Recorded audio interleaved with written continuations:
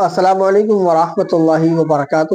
پیارے ناظرین، جیسا کہ آپ کو معلوم ہے کہ اس وقت ملک کے اندر جگہ جگہ پر مسجدوں اور درگاہوں پر حملہ کیا جا رہا ہے۔ حملے سے مطلب ان کے نیچے مندر ہونے کے دعوے کیے جا رہے ہیں، لیکن سپریم کورٹ کے ایک فیصلے نے سب کچھ بدل کے رکھ دیا، اور اسی کو لے کر جگہ جگہ کانفرنس ہو رہی ہے، جگہ جگہ تحفظ آئین کو لے کر کبھی مولانا ارشد مدنی کا تو کبھی مولانا محبوب مدنی آواز اٹھا رہے ہیں۔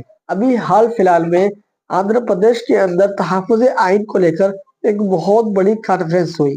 اس کانفرنس کے اندر مولانا ارشد مدنی نے بہت شاندار بیان دیا ہے، جسے ہر مسلمان کو ضرور سننا چاہیے۔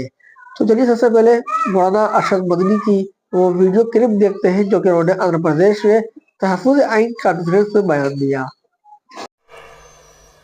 کہ اب اس جائیداد کو جو چھوڑا نہیں سکتا، یہ قانون ہے 1963 کا، لیکن جو پرانا وقف بورڈ تھا اس کے اندر یہ بات تھی کہ اگر یہ جائیداد وقف جائیداد ہے تو وقف بورڈ اس کو چھوڑا سکتا ہے۔ میری اور آپ کی اگر اپنی جائیداد ہے اور آدمی 50 سال سے 60 سال سے اس میں رہ رہا ہے، ہم اس کو نہیں چھوڑا سکتے، لیکن اگر وہ جائیداد وقف جائیداد ہے اور اس جائیداد پر کسی نے قبضہ 50 سال سے 60 سال سے کر رکھا ہے، وقف بورڈ کو یہ اختیار حاصل ہے، کورٹ میں جائے اس کو چھوڑنا پڑے گا۔ کیوں؟ یہ وقف جائیداد ہے۔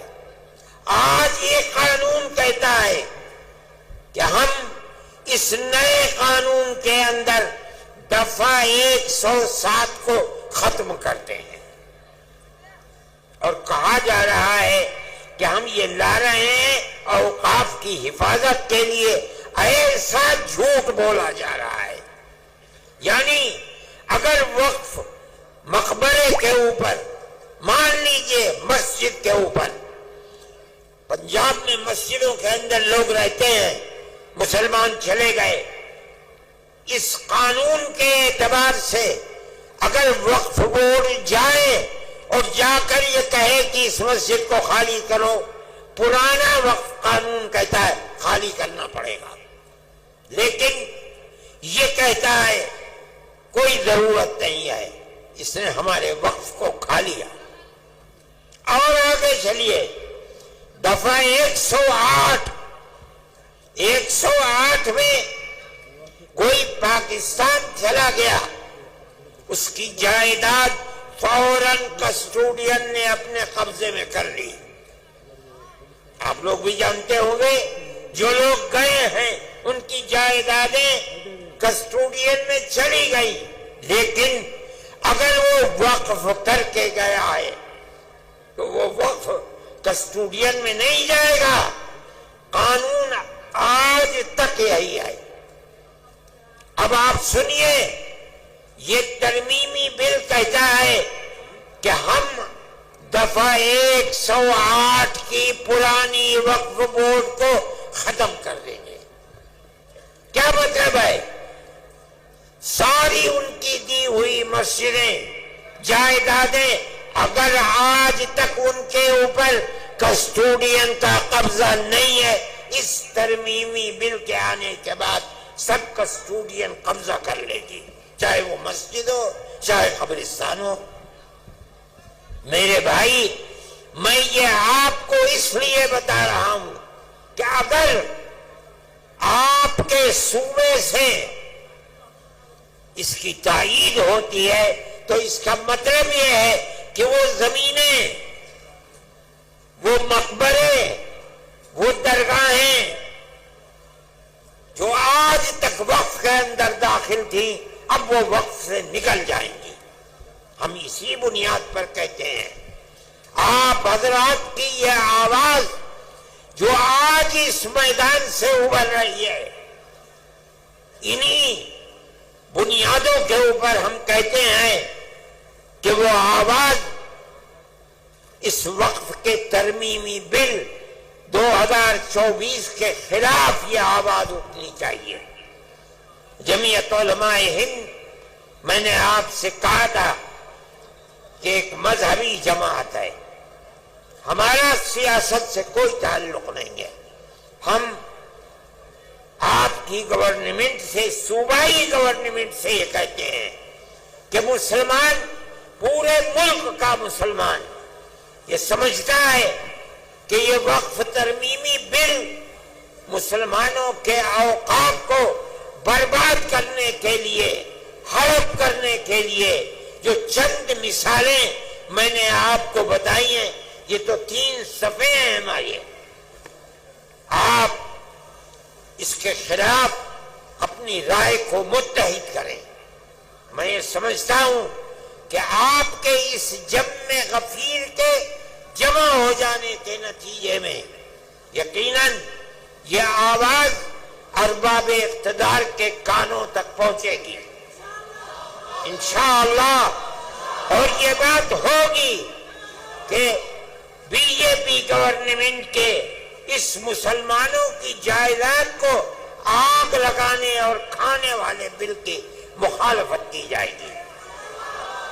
جمعیت علماء ہند آج کے وہ حالات جو اس دنیا کے اندر ہیں یا ملک کے اندر ہیں، ان کو بڑے گہرے طریقے پر دیکھتی ہے.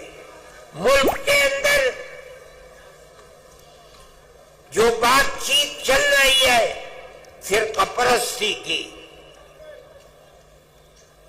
چاہے وہ مکانوں کے اوپر بلڈوزر چلنے کی بات ہو، یا آسام کے اندر مسلمانوں کو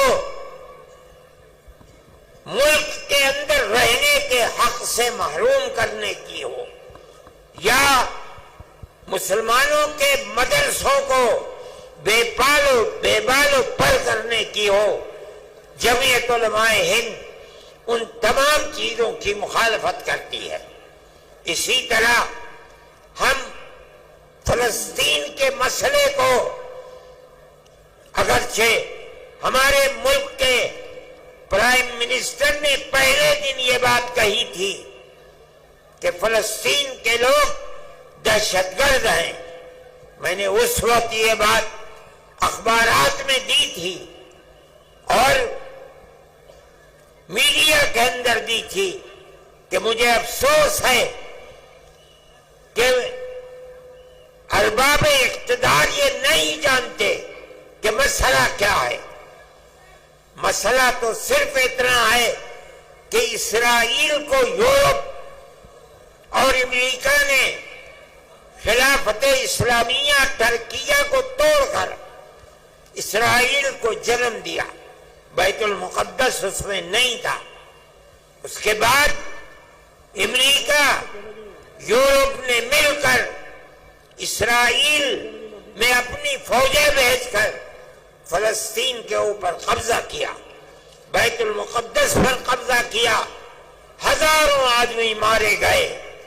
بیت المقدس پر قبضہ کیا، فلسطین کو اپنا غلام بنا لیا. اس کے بعد پھر شام کے اوپر حملہ کیا اور گولان کی پہاڑیوں پر قبضہ کر کے یہودیوں کی بستیاں بسا دی. اگر یہ کہتے ہو کہ فلسطینی دہشت گرد ہیں، آزادی کی لڑائی نہیں ہے، تو ماننا پڑے گا کہ جواہر لال نہرو جنہوں نے یہاں آزادی کی لڑائی لڑی ہے وہ بھی دہشت گرد تھے. نعرہ تکبیر! ماننا پڑے گا گاندھی جی دہشت گرد تھے، ابوالکلام آزاد دہشت گرد تھے. اس کا مطلب ہے کہ تم کچھ نہیں جانتے. ان کا موقف بدلا، اب وہ یہ کہتے ہیں کہ ہم فلسطینیوں کے ساتھ ہیں. ہم یہ سمجھتے ہیں کہ جو کچھ اسرائیل کر رہا ہے وہ تنہا اسرائیل نہیں ہے. پورے امریکہ کی طاقت، امریکہ کے اسلحے، امریکہ کے بمبار طیارے، سب کچھ اسرائیل کے ساتھ ہیں. اور مسلمان بچوں کو، عورتوں کو، بوڑھوں کو، جوانوں کو مارا جا رہا ہے اور ان کو بھوک کی تپش کے اندر ان کی جان نکالی جا رہی ہے.